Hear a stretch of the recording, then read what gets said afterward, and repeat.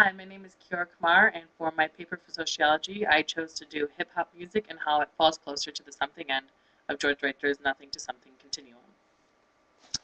In the book, The Globalization of Nothing 2, Reitzer presents a theory to explain globalization. He uses the two terms nothing and something to further define this. By definition, a nothing is a social form that is generally conceived, controlled, centrally, and comparatively devoid of distinctive substantive content.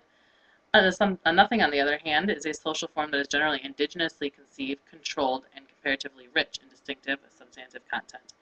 Throughout the book, he uses examples and theories to make the argument that the world is seeing the proliferation of nothings. When qualifying an object on his nothing to something continuum, he uses 5 different dimensions: complexity, spatial, temporal, human, and magical. Using these dimensions, which will be fully explained later, it is clear that hip-hop music falls closer to the something end of the continuum. As a side note, in this paper, hip-hop is including rap music and R&B music. Hip-hop began in the Bronx in the late 1970s. Male-dominated groups began to form in the area here where blacks, Latinos, and those of Caribbean descent from the working and middle class resided.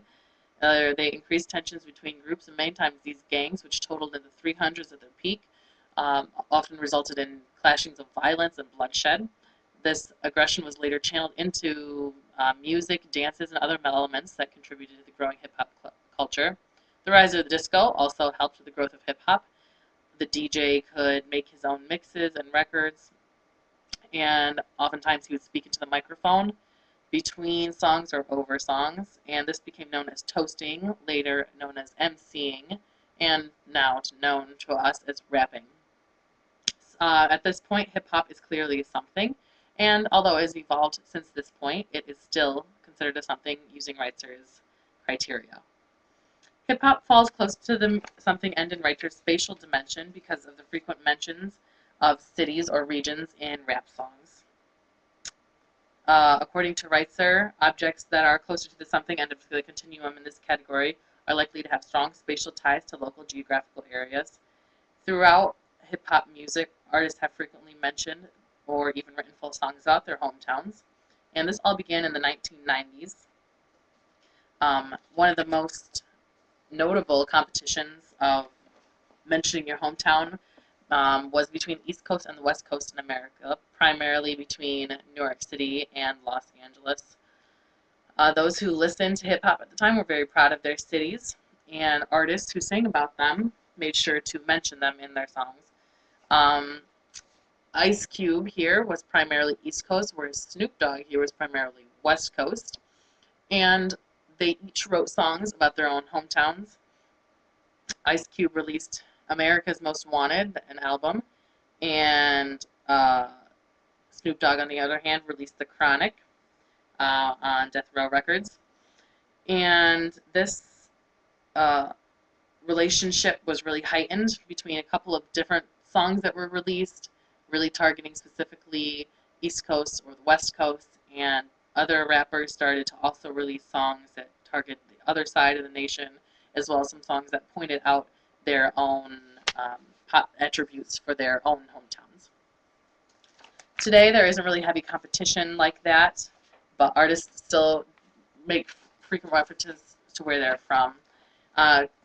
Singer Chris Brown, in his hit Kiss Kiss in 2007, sings, "I'm a country boy from Tappahannock, Virginia is where I reside." So he's from Virginia, made sure to mention that in his song. Drake, right here, made sure to mention his home of Toronto in his mixtape Room for Improvement, in a song called City is Mine. The whole song is about Toronto, where he is from.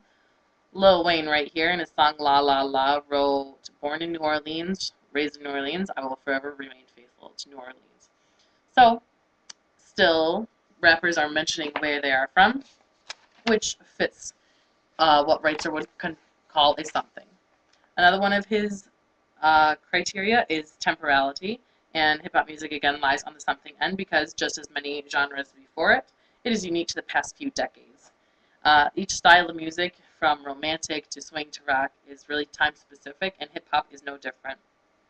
It formed as a result of Black Power movements and a fight for civil rights, and has evolved into something a little different that is available for more people. There are even different styles of music within rap music. West Coast rap has a really distinctive sound. On the other hand, today's music, they have things like auto-tune that can contribute more to a pop-sounding rap music. Hip-hop music is also characteristically complex, and complexity is one of Reitzer's 5 dimensions. Reitzer says that a complex array of distinctive components or elements will tend to make something unique. Of course, with music, each song is different from the next, and this is no different with hip-hop. Although the songs have the same basic things, MCing and the DJing, hip-hop inevitably changes from one region to the next. MCing and DJing have changed from the 1980s and 1990s, where things were more informal and freestyle was popular, to today, where studios and producers generally run the show. Hip-hop music became more commercialized in the 1980s. By 1988, the sales for the genre had reached 100 million. 4 years later, this number doubled and then jumped to 700 million. Billboard had rap charts on their list in 1989. MTV was debuting rap music videos, and it had not only become influential in the music scene, but it had also influenced commercials and fashions and other products too. So by 1999, hip-hop had become a solid part of music and culture in the United States. Another current example of hip-hop's uniqueness and complexity is the rise of mixtape, as well as the increase of artists-owned labels. A mixtape, originally released on cassette tapes, is a compilation of songs created by the artists themselves. Today, hundreds of hip-hop artists have made original mixtapes. Sometimes they'll collaborate with a DJ directly. They're now found online on sites like livemixtapes.com, and they can be listened to and downloaded here. They've become increasingly popular in hip-hop music because artists are able to take full control of their music on their mixtapes, unlike studio albums where it's generally under the discretion of the producer. Here are 3 different mixtapes from 3 different artists: Trey Songz, Currency, and J. Cole. Record-owned labels have also become increasingly popular because artists are able to take control of their own music. After many years of poor contracts, management, and representation, a lot of artists chose to make their own labels. At the same time, making your own label, artists have a better idea of the sales that they are making. Here's just a few different artist labels: Young Money Entertainment, Cash Money Records, Jive, Def Jam Recordings, Rockefeller Records, Maybach Music Group, G Unit, and Convict Music. And each of these are represented by different artists, as well as they each have different artists signed onto them. Another dimension that Reitzer discusses is the human dimension. And according to Reitzer, for an object to be a something, it should have deep and highly meaningful human relationships. Hip-hop has really specifically been written and sung for humans, particularly inner-city neglected youth in its beginnings. It was created for a generation who needed a new way to express themselves.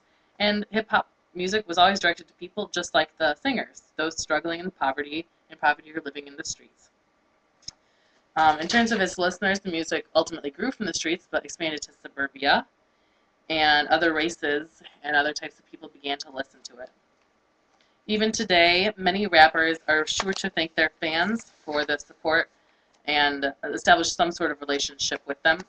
Hip-hop music is characteristically produced within a local, knit, closed system. Artists, producers, and fans tend to know each other, or at least today have some sort of relationship with them.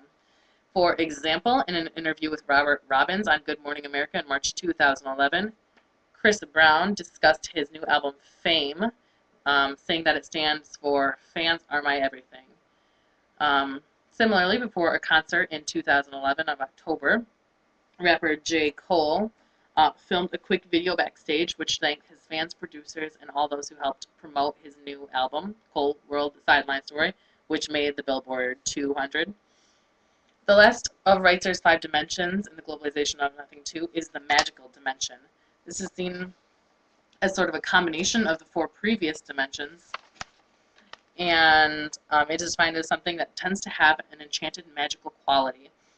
From newly released albums to interviews with artists to live performances, there's always a magical aspect to hip-hop music. Um, Today, artists frequently have interviews on talk shows, a place where fans can sort of get to know their favorite artists a little better. For example, R&B rap artist Drake just had an interview on November 22nd, 2011 with Chelsea Handler on her show Chelsea Lately.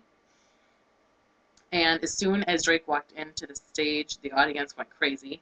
Even though the interview covered really simple topics such as his favorite beverage, the new album he released, his religion, and funny moments from his childhood, the audience was hooked on Drake's every word and clearly enchanted with his presence. Throughout the book, The Globalization of Nothing 2, Reitzer makes the argument of the global proliferations of nothing. While this may be true, there are still many things in the world that can become globalized, but can still be considered a something by his definitions and dimensions. Hip-hop music has undoubtedly spread across the world, from France to Japan. Um, it's popular in Switzerland, the Netherlands, Brazil, Germany, and Puerto Rico. In each country, there are different styles, sounds, and meanings, and sometimes a new type of hybrid rap forms from this cross-cultural, and there's more complexity, and although global aspects of rap music resonate in remarkably familiar patterns, the music itself came from localized places, and also that at the same time there's an unlimited amount of variation, which is why the music has penetrated every part of the world and really become a globalized thing. So using George Reitzer's 5 dimensions, spatial, temporal, complexity, human, and magical, hip-hop music was born as and still is considered a something by his definitions.